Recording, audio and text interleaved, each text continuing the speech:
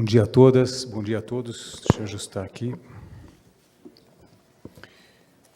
Vivemos tempos difíceis, né? Obrigado, Sedenbeck, pelo contexto. Queria agradecer o convite, a oportunidade para eu me aperfeiçoar. E eu gostaria de falar um pouco de conceitos em torno da filantropia, contextualizar em torno da crise. E eu sei que eu vou estar falando para um público que sabe muito mais do que eu. E eu quero citar alguns conceitos mais para a gente entrar numa linha de raciocínio e entrar em contato com a filantropia em diversos aspectos. Pelo Google, filantropia significa humanitarismo. Uma atitude de ajudar o outro, de fazer caridade, de responsabilidade social, da existência das ONGs, voluntariado, ou mais recentemente, em especial no Brasil, o investimento social privado. É um termo de origem grega, não sei se vocês sabiam, a expressão é referida ao amor e à humanidade. Um imperador romano dos anos 363, ele achava que filantropia era uma característica das atividades dele. E, na ocasião, um sinônimo de caridade. Mas a gente sabe que as religiões já inspiravam, já tratavam desse tema muito antes. O conceito de filantropia, para mim, traz a consciência a respeito dos que nos cercam. Meu avô, Leon, fundador do nosso grupo, ele dizia que nós temos que trabalhar para nós, não só para nós, mas para os outros, para a família e para a sociedade.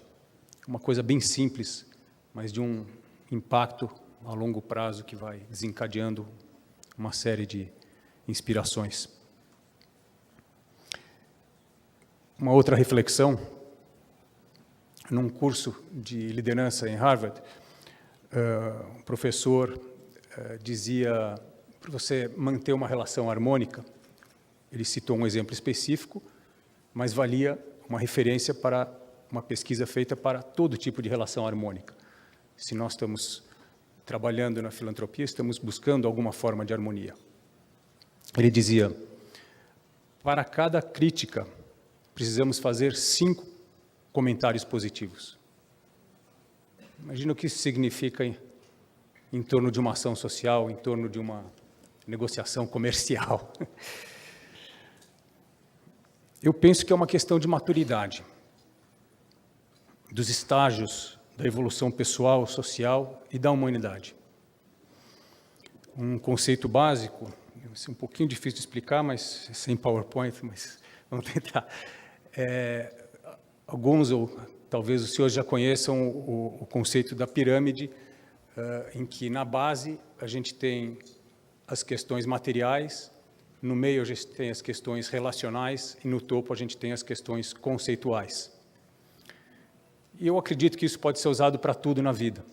Uma criança, na base, está aprendendo a andar, a comer, a falar, as funções motoras concretas. Na adolescência, está aprendendo a se relacionar. Qual é a sua identidade, quais são os seus limites perante o outro. E na fase adulta, é o intelecto. Pode-se dizer ainda que existe um outro aspecto mais amplo, que seriam os valores ou espiritualidade. Mas vamos nos ater a esses 3. Na empresa, o concreto seria o produto, o fornecedor, as instalações, o mercado. O relacional seria a estratégia, seria a parte comercial, relação com os colaboradores, relação com os fornecedores, com todos os stakeholders. E na parte intelectual, sem dúvida, a estratégia. E aí que entram os valores. Então, eu penso que, na maioria das vezes, é muito difícil uma empresa que está começando se preocupar com a responsabilidade social, porque ela está se ocupando das questões fundamentais. E aqui no Brasil, com todas as condições que o Sardenberg descreveu, que são históricas, não são recentes, a gente vive mais em crise do que em estabilidade, é difícil a gente ter condição, em ambiente de negócio, para desenvolver outras ações, além do sustento. Então, se um indivíduo tem que cuidar do sustento individual, para si próprio, desculpe, ele não tem como se preocupar em ajudar o próximo. Põe a máscara antes de pôr a máscara na criança, no avião, né? Mas se você vai pensar mais amplo, você faz uma organização que dá sustento para todos. Aí você está ampliando, você não está se preocupando só com o seu sustento. Mas, de qualquer forma, você vai se preocupar com a organização, como é que você vai conseguir fazer uma ação social? Falando um pouco da história da nossa organização, o meu avô Leon chegou da Ucrânia em 1919, sem falar português. Ele foi recebido e ajudado pela pequena comunidade judaica de São Paulo. E, a meu ver, ele retribuiu essa ajuda ao longo de toda a sua vida. Ele foi, além de empresário, ele foi por 30 anos presidente de uma escola, a Renascença. Ele foi cofundador da Hebraica e do Hospital Einstein.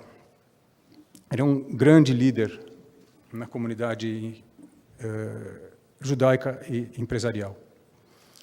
A partir da comunidade judaica, ele expandia e inspirava, como o Hospital Einstein, por exemplo, ações que contribuem para a sociedade brasileira como um todo. Meu avô era um ativista social. Ele teve participação em diversos empreendimentos no Brasil, e meu pai, Max, desde a década de 80, já enxergava a importância da educação e da cultura.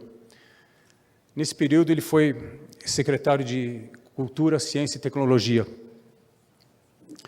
Ele sempre se preocupava com a excelência em todas as ações, no equipamento, nas relações, na formação das pessoas.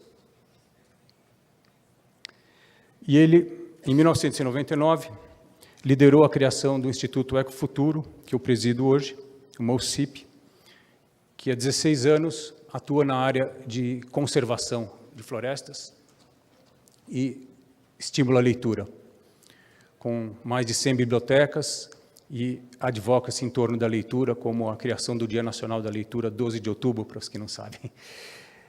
E eu queria destacar o trabalho feito pelo IDES, junto ao Instituto Ecofuturo, de criar, dentro do Instituto, uma atividade que gera receita. Capturando a experiência adquirida no Parque Ecológico, foi criado um serviço que gera renda, e que é um serviço de conservação de parques, como plano de manejo, trilhas, pesquisas científicas, e isso ajuda sem fins lucrativos, ajuda a manter o Ecofuturo. Antes, no nosso grupo, na Suzano especialmente, antes ainda da nossa legislação exigir, a empresa já preservava grande parte das áreas de florestas. Vou agilizar 5 minutos. Hoje, essa preservação está em torno de 40%. A empresa foi pioneira na produção de papel reciclado, atuando em parceria com cooperativas que aumentavam a renda dos catadores.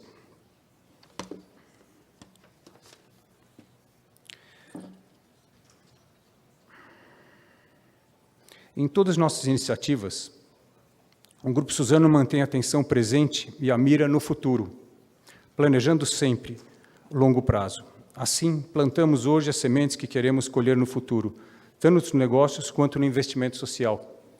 Está um pouco no nosso DNA, porque para você plantar uma floresta leva mais de 7 anos e isso leva a gente a pensar em longos ciclos.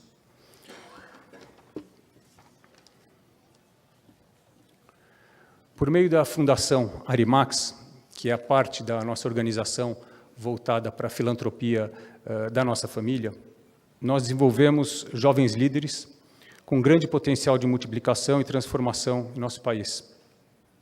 A fundação é baseada num endowment e que falando em crise, o endowment acaba se beneficiando em períodos como esse, porque ele gera um juros mais alto, e esses juros acabam contribuindo para o investimento social nesse período. Ao longo de muitos anos, investimos em ações e relações com stakeholders e a sociedade maior. Nós criamos um lastro de confiança e credibilidade, íntegro e com impacto social efetivo. Tudo isso tem como base o DNA da empresa, a nossa cultura, e são feitos em ciclos. Em períodos de crise, é normal que que os investimentos da empresa, por exemplo, nós, cada vez que construímos uma fábrica, a nossa atividade é de alto capital intensivo. Então, nós somos obrigados a restringir. E em outras atividades, acredito que isso aconteça também. Então, existem investimentos sociais que são postergados, outros são, infelizmente, suspensos, e outros são mantidos. Essas situações, elas permitem se revisar aquilo que está mais ligado com o DNA da organização. E é muito importante se manter o horizonte, os olhos no horizonte de longo prazo. Você está atrelado aos seus valores e ao DNA da organização.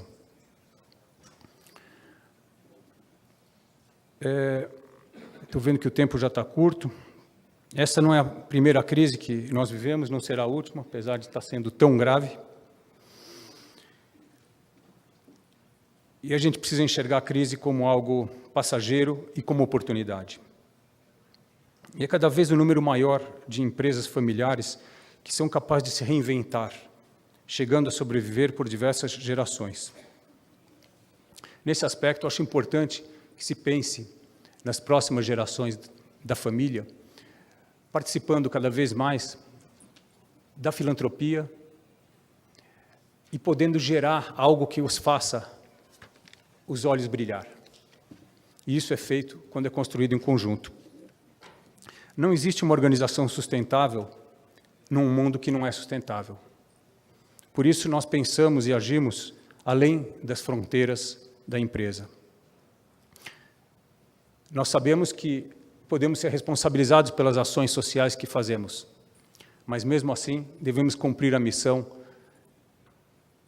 da consciência daqueles que nos cercam. Muito obrigado.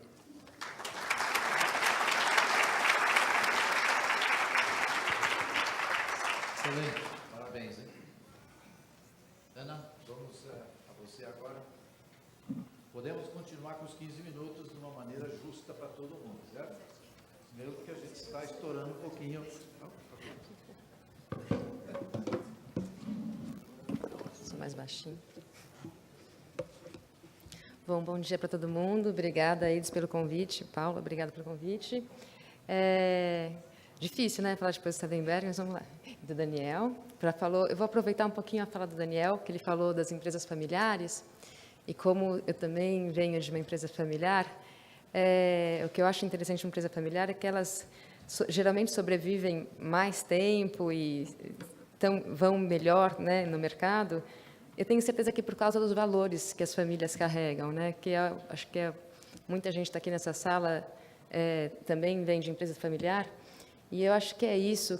Acho que o que a gente tem que sempre focar são os valores. Essa é a minha bandeira, né? Aliás, o Alana nasceu assim. A bandeira do Alana sempre são essa busca para a gente não perder os valores, né, que a gente acredita, e fazer com que as crianças tenham esses valores.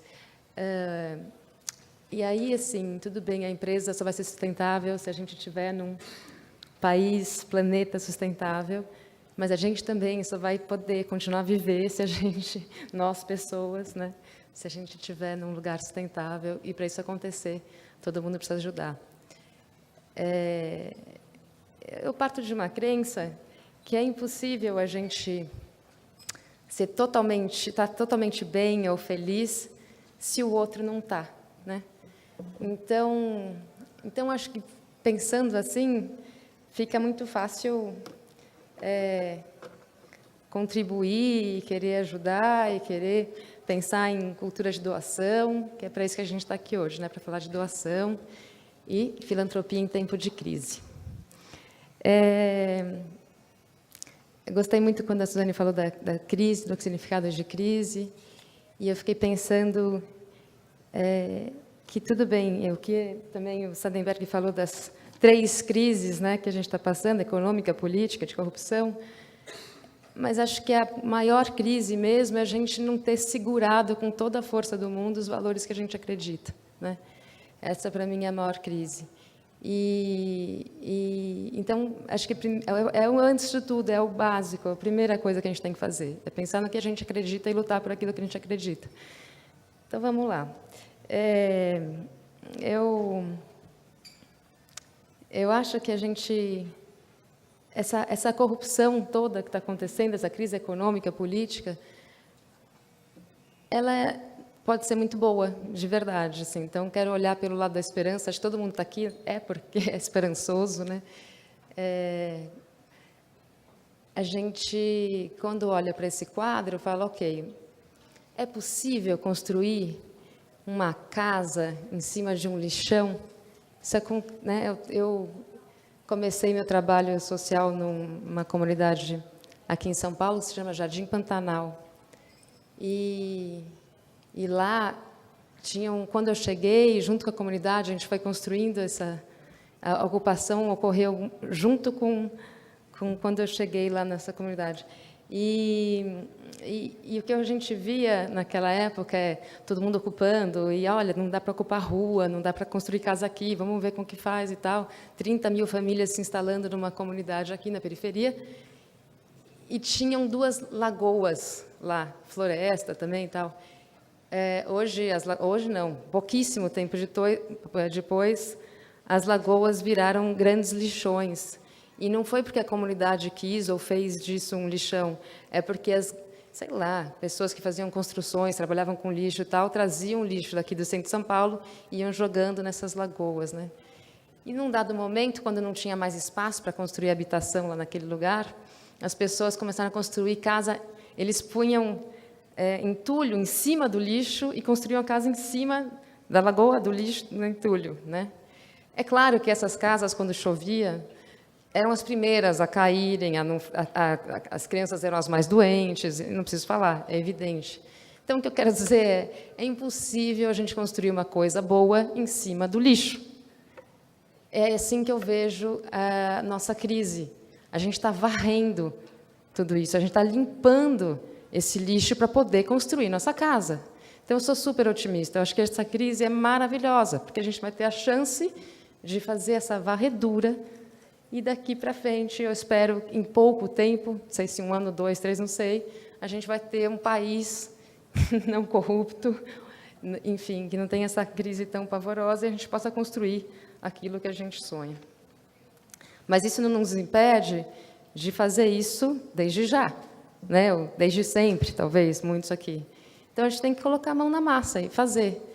Bom, crise, não vai ter tanto dinheiro, as empresas, para dar para a filantropia, como é que vai ser isso? Mesmo os investidores, talvez não tenha tanto dinheiro, mas tem muito recurso. A gente tem muito contato, a gente tem muito conhecimento, a gente tem um monte de coisa para doar para as pessoas, para a comunidade, para o nosso país. Então, dito isso, eu queria falar isso. Eu realmente acredito nessa força, né?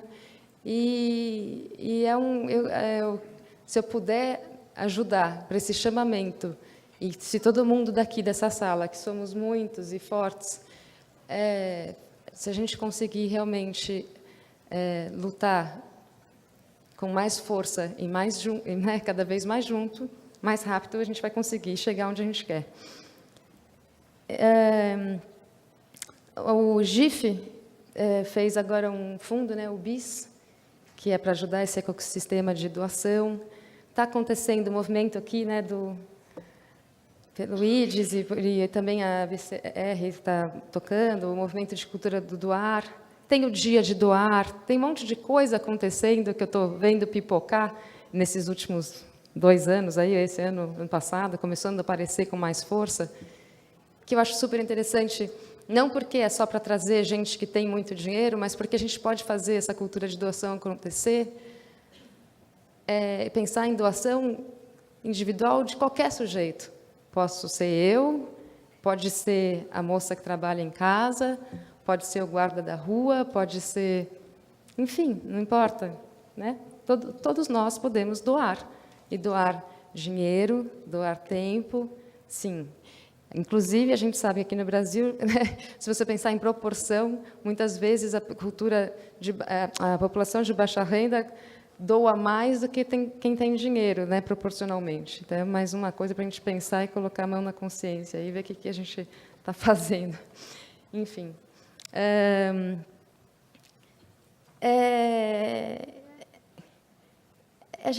Eu continuo nisso, eu vou insistir nisso. Eu acho que a gente tem uma oportunidade mesmo, a oportunidade de substituir o medo, que é esse medo da crise, medo de, tipo, ai meu Deus, o que vai acontecer, pela ação, pela atividade. Quando a gente age, né, a favor de uma coisa que você quer que aconteça, é isso que a gente tem que fazer. As Filhas da Esperança, eu adorei as Filhas da Esperança, que é isso mesmo, né? A indignação e a coragem, é o que a gente tem que fazer. Coragem, coração, né? Agir com o coração. Se todo mundo agir com o coração, a gente vai ter um outro lugar. Enfim, eu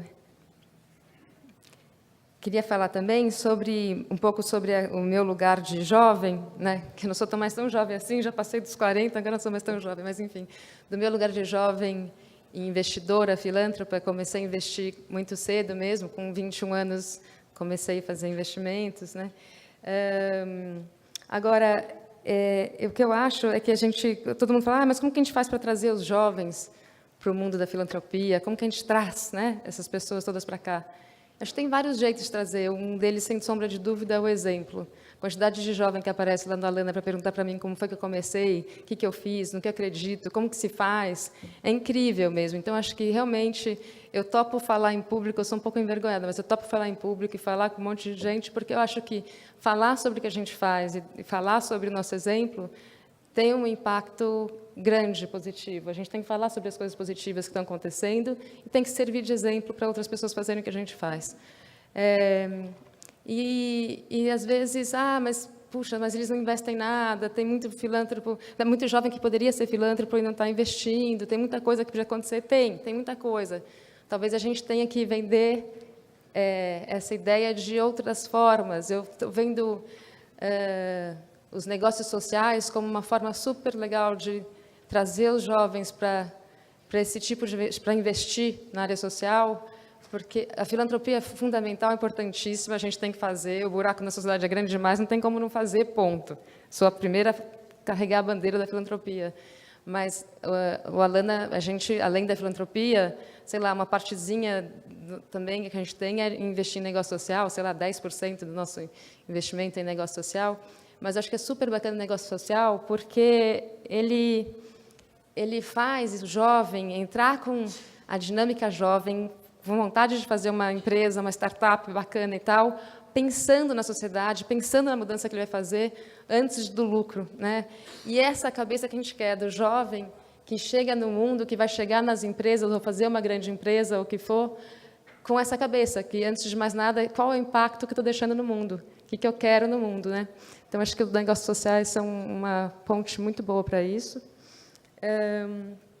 E eu queria falar também sobre essa cabeça jovem, talvez, que é de apostar no risco, né? Acho que a gente tem que, como filântropo, é nosso papel de poder arriscar, de investir em coisas não muito... investir em coisas mais ousadas. A gente não é governo, a gente, enfim, quem está fazendo filantropia como investimento social privado, né? Eu estou pensando não tanto em empresa, mas assim, quando você tem um endowment, eu acho que a gente consegue pensar e fazer projetos muito mais ousados e importantes para a sociedade também. Então, acho que isso também é uma coisa bacana para pensar nos jovens que podem ir chegando, dar esse exemplo da ousadia, do risco e de quanta coisa a gente pode fazer. É isso. Então, eu acho que é isso. O movimento do universo é muito parecido com o movimento nosso de inalar e exalar, né? Da respiração.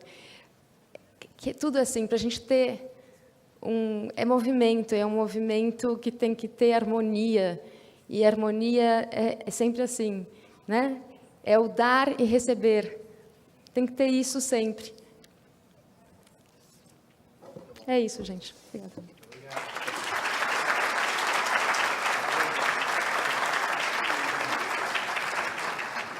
Excelente, muito obrigado a todos. Mensagem clara, mãos na massa, ativista social. O Estado deveria começar ou sair, não vai sair desse aspecto social, né? Quer dizer, a sociedade deve começar um processo de substituição, né?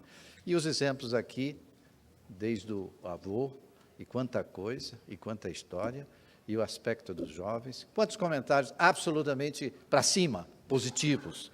Tem uma pergunta aqui, e quem quiser fazer mais perguntas, tem microfone aí, por favor. Quem que está controlando aqui? Eu acho que eu tenho 5, 10 minutos. Eu sei, é isso mais ou menos? A pergunta que eu tenho aqui é o seguinte: o interesse é de que os protagonistas aqui, ou esses que estão aqui, que a pergunta é para eles, né?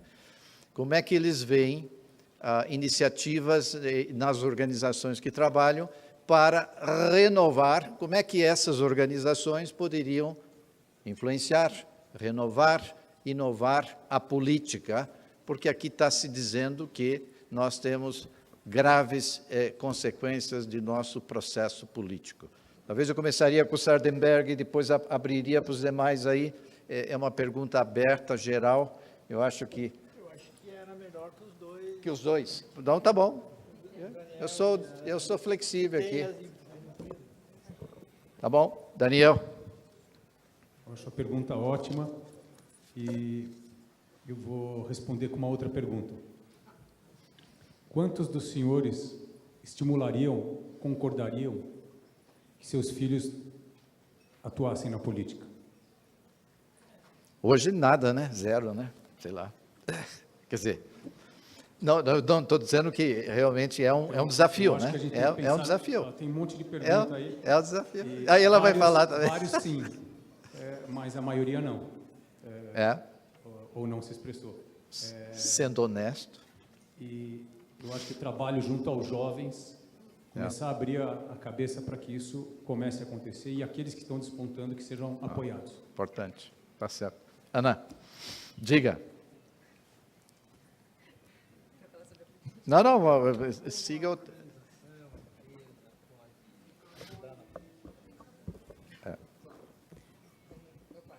Alô?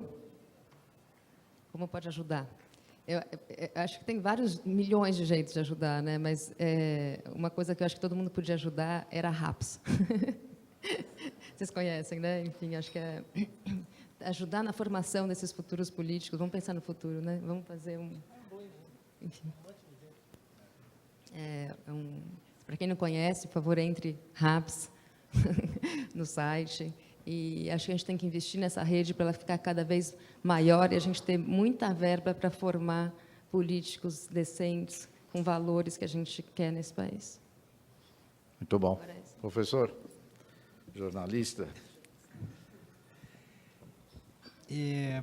Bom, aqui nós temos um evidente problema, porque eleger-se no Brasil ficou muito caro. Ficou muito caro, dado o tipo de sistema eleitoral que foi montado. Eleger-se no Brasil é muito, muito caro. Eleger-se prefeito, governador, as campanhas, vocês veem, são... eleger-se, chega a fazer conta em São Paulo, eleger um deputado, não sei quantos milhões, eleger um vereador em São Paulo, não sei quantos milhões. E muita gente nem se arrisca a entrar na política porque, enfim, ou não tem dinheiro ou não quer perder dinheiro. Há casos históricos de grandes empresários que entraram na política, como e que perderam muito dinheiro, né?